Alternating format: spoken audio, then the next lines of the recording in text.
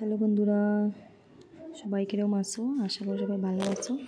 তো এই যে আমি এখানে রেডি হয়েছি আমার ডিউটিতে যাওয়ার লেগে। তো সকাল সকাল দেখো আমার ছেলেটাও ঘুম থেকে উঠে গেল, আর উঠে এই দুষ্টামি শুরু। তো সকালে সব কাজ প্রায় শেষ, কিন্তু রান্না বান্না আমি কিচ্ছু করতে পারছি না। আজকে অনেক লেট হয়ে গেছে। আমার ছেলে রাত্রে 2টা হইব উঠিয়া খেলা শুরু করছে।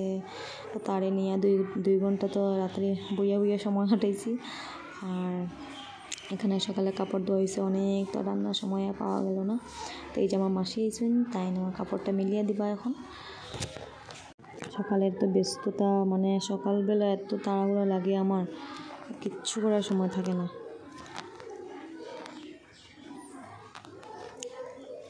তো এখানে রান্না চলে, আলু শিম দিয়া শুটকি, এখানে আমার হাজব্যান্ড বানার আমার একদম সময় নেই। আজকে ও আমার খুব হেল্প করছে।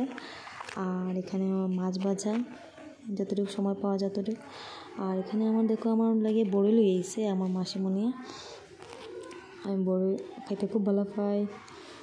তো বন্ধুরা, আমার পেজটাকে তোমরা লাইক করিও, প্লিজ ফলো করিও।